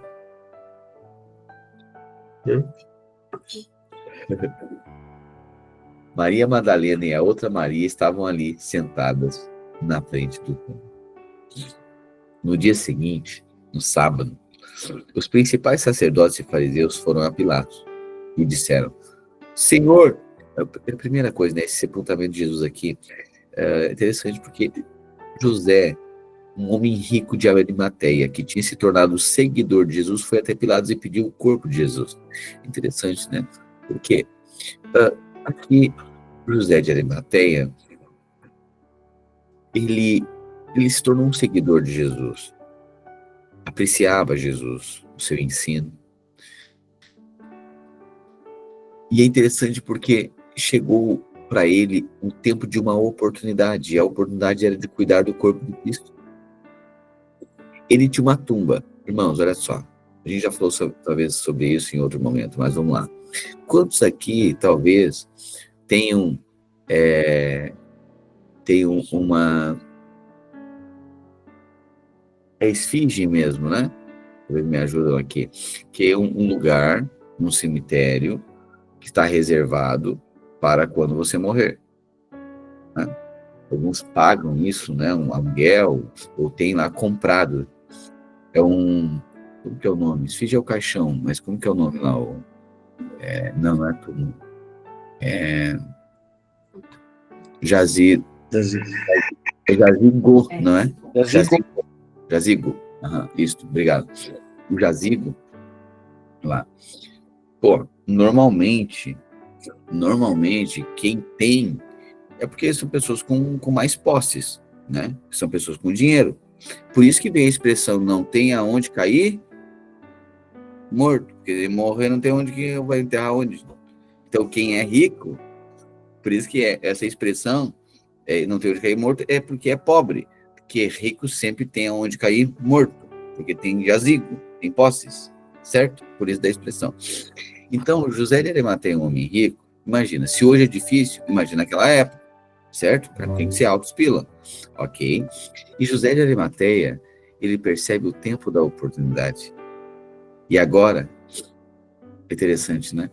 Porque agora Jesus precisava, vamos por assim, o corpo de Jesus precisava dele.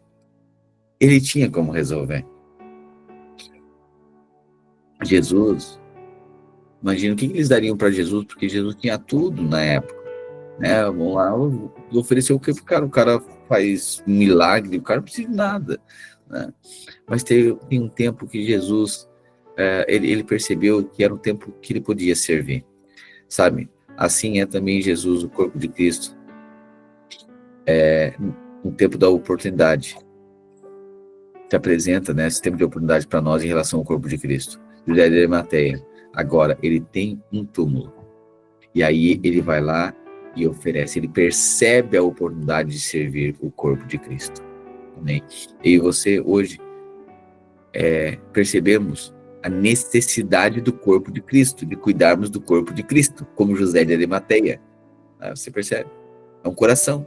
Então ninguém pode dizer que nunca teve nada que podia fazer, que podia ajudar. Ninguém poderá dizer isso.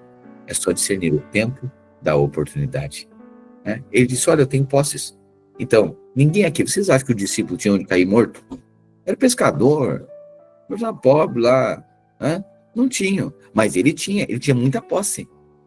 Então ele percebeu que as suas posses eram para o tempo certo, a oportunidade certa. Então tem coisa que o discípulo não vai entrar, que tem José de Arimateia que vai entrar. Mas por quê? Porque segundo a sua medida de capacidade.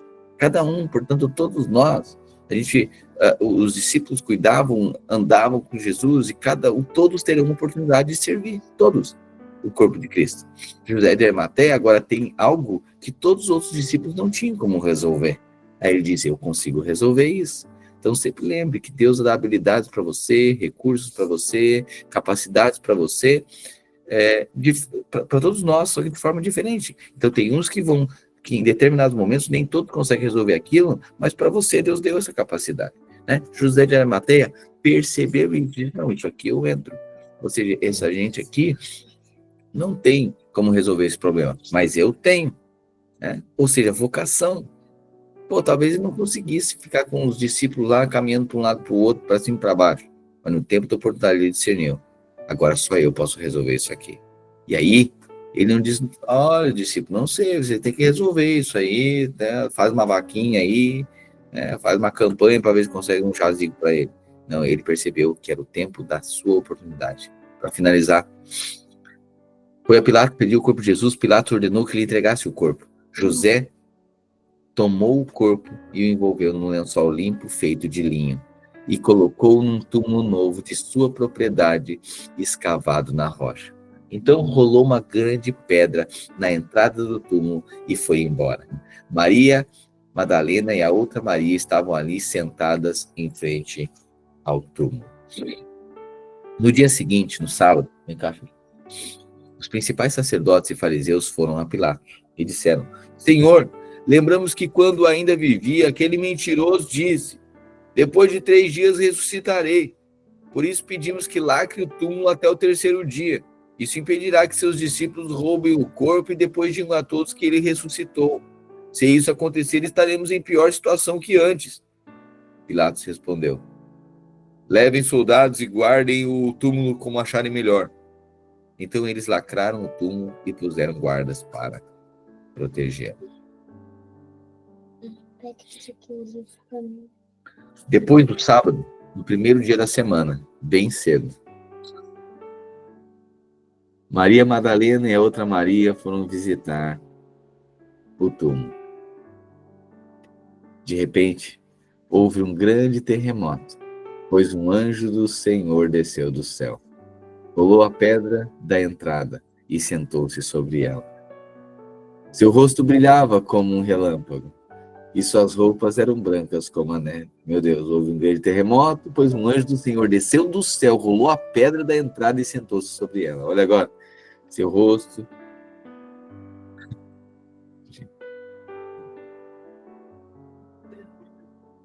Olha os kids, ó, remove a pedra, filho. Tá aqui o túmulo, tá mostrando aqui que aqui tá a tumba e aqui tá a pedra. Já tá removendo a pedra. Tá bom? Obrigado. Os kids aprendem, né? É o jeito que eles leem a Bíblia, né? De repente houve um grande terremoto, pois um anjo do Senhor desceu do céu, rolou a pedra de entrada e sentou-se sobre ela. Seu rosto brilhava como um relâmpago, e suas roupas eram brancas como a neve. Quando os guardas viram um anjo, tremeram de medo e caíram desmaiados como mortos. Então o anjo falou com as mulheres. Não tenham medo, disse ele. Sei que vocês procuram Jesus que foi crucificado.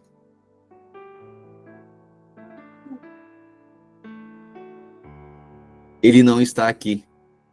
Ele ressuscitou. Como tinha dito que aconteceria. Vejam, vejam onde seu corpo estava. Agora vão depressa e contem aos discípulos que ele ressuscitou e que vai adiante de vocês para a Galileia. Lá vocês o verão. Lembrem-se do que eu lhes disse. As mulheres saíram apressadas do túmulo e assustadas, mas cheias de alegria. Correram para transmitir aos discípulos a mensagem do anjo. No caminho, Jesus as encontrou e as cumprimentou. Elas correram para ele, abraçaram seus pés e o adoraram. Então Jesus lhes disse, não tenham medo. Vão e digam a meus irmãos que se dirijam a Galileia. Lá eles me verão. enquanto as mulheres estavam a caminho, alguns dos guardas entraram na cidade e contaram aos principais sacerdotes o que havia acontecido. Eles convocaram uma reunião com os líderes do povo e decidiram subornar os guardas com uma grande soma de dinheiro. Instruíram os soldados. Vocês devem dizer o seguinte: os discípulos de Jesus vieram durante a noite enquanto dormíamos e roubaram o corpo. Se o governador ficar sabendo disso, nós os defenderemos para que não se compliquem. Os guardas aceitaram o suborno e falaram conforme tinham sido instruídos. Essa versão se espalhou entre os judeus que continuam a contá-la até hoje. Então os 11 discípulos partiram para a Galileia e foram ao monte que Jesus havia indicado. Quando o viram, o adoraram. Alguns deles, porém, duvidaram. Jesus aproximou-se deles e disse: toda a autoridade no céu e na terra me foi dada. Portanto, vão e façam discípulos de todas as nações, batizando-os em nome do Pai, do Filho e do Espírito Santo. Ensinem esses novos discípulos a obedecerem a todas as ordens que eu lhes dei. E lembrem-se disso, estarei sempre com vocês até o fim dos tempos. Jesus, nós te agradecemos. O Espírito da ressurreição, a vida. O Senhor venceu a morte. A morte não tem mais governo nem domínio sobre nós. O Senhor venceu a morte. O Senhor está vivo.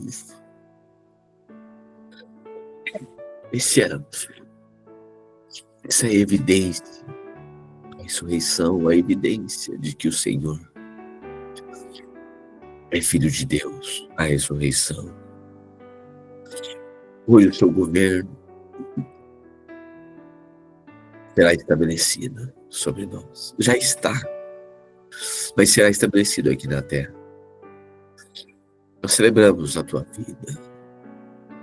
Somos gratos ao teu amor, teu imenso amor que nos amou, que nos alcançou, que nos redimiu. O Senhor se fez gente, habitou entre nós. Cheio de graça e de verdade, derramou seu coração. Sofreu perseguição, a morte de cruz. Mas ao terceiro dia, o Senhor ressuscitou.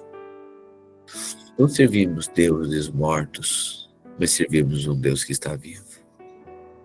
Reconhecemos o Senhor em todos os nossos caminhos e declaramos: Jesus, o Salvador, se tornou na nossa vida Cristo, o Senhor. Cristo, o nosso Senhor, o nosso Salvador. Oh, amado Jesus, te amamos.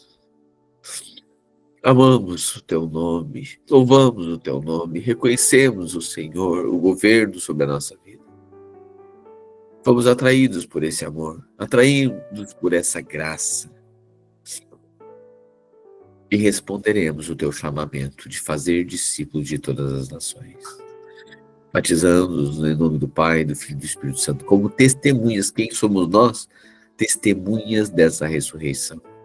Somos testemunhas do teu amor. Essa graça que nos alcançou, nos redimiu, e está posta para alcançar muitos mais. Nós oramos e te agradecemos, Jesus. Obrigado. Somos gratos. Amém. Amém. E amém. Amém, querido irmão. Ele vive. Pode colocar aqui, alguém pode colocar aqui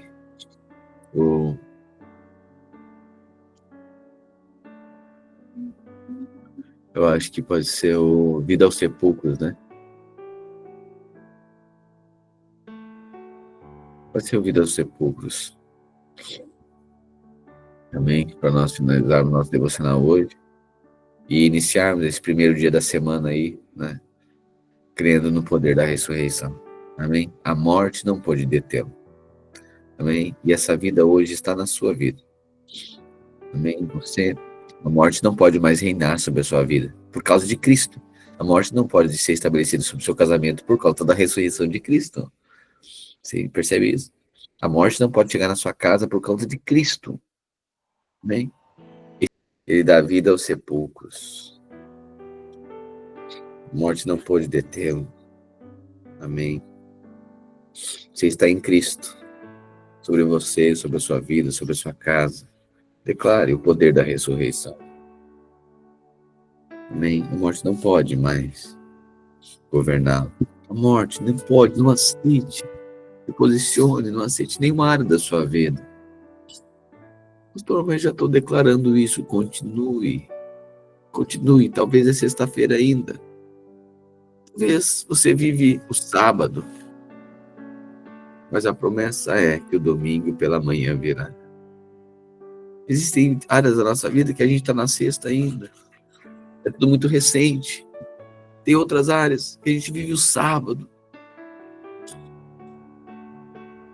Tem alguns que estão na consciência da morte recente, da perda, da morte, da dificuldade, do desânimo, da crucificação, da condenação. É sexta-feira ainda. Talvez muitos de nós estejamos no sábado, né? É da desesperança, é da solidão, é o sábado. Talvez em algumas áreas da sua vida é sábado ainda. Mas nunca esqueça que no domingo bem cedo é o dia da ressurreição. Chega o dia, o poder da ressurreição abre túmulos, abre lugares que estavam em decomposição. Abre lugares que tinha uma pedra lá, não tem mais nem como entrar para resolver. Coisas que parecem que está impedido de entrar para resolver.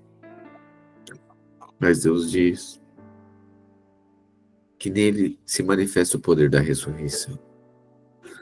E ele dá vida aos sepulcros. Faz de ossos um exército de soldados. Ele é o Deus da ressurreição. Amém? Esse é o Espírito, e esse Espírito está sobre a sua vida. Se aproprie dele. Declare domingo sobre a sua vida. Declare um domingo sobre seu sábado, sobre suas sextas. Amém. Poder da ressurreição. Amém, querido irmão. Grato pela sua vida. Sou apaixonado por você como meu irmão em Cristo Jesus. Temos prazer uns dos outros, né? Temos um povo da cruz, povo de Cristo, povo do amor, ágape, nos vales e nos montes. Amém. Que nos vales, nos montes a gente ouve que a gente é amado, e nos vales também a gente é amado. Amém. Amor ágape. Sendo liberto de toda a religiosidade, o véu sendo removido da nossa vida, né? E nós indo para um lugar de contemplação da nova aliança. Amém? Uma boa tarde para você, um bom domingo. Hoje está lindo, viu? O dia está lindo hoje. Faça alguma coisa para fazer na rua. Um chimarrão, uma pipoca. A gente não está em jejum, não coma. Por favor, coma. Coma. Ouça Salomão. O melhor dessa vida é comer. Coma hoje, coma. Ok, faça uma comunhão, arrume uma comunhão, mais uma coisa, cata o irmão para fazer alguma coisa. Isso é maravilhoso, é a vida que o Senhor nos deu. Amém. Edifique alguém, pregue o evangelho, torne a sua mesa redentiva. Amém. Pregue o evangelho, que seja testemunha dessa ressurreição. Mais uma vez, boa tarde para você, bom domingo e uma boa semana. Amém. Lembrando, hoje ainda nós já começaremos a estender aí os links para os casais bem casados. Amém? Ok? E quem não está muito bem vai ficar, e quem já vai ficar mais ainda. Amém? Ok? Então, bem casados chegando aí, e daqui 2 semanas. Tá bom? Logo, logo você já vai ser informado disso. Prepare-se, vamos ter uma noite muito especial. Tá bom? Passe para as crianças. Pessoal. Tchau. Tchau, Tonton. Deu tchau pra Tonton. Tchau, Tchau, Tonton. Antonella. Tchau, Antonella. Não, Totó. Não, esse é o tchau, Tonton. Tchau, Totó. Isso, e o pastor. Olha, ela diz tchau, Ju. Tchau. Minha senhora. Tchau, Matias. Que figura. Bom domingo. Ficou comigo. Yes. Tchau, Totô.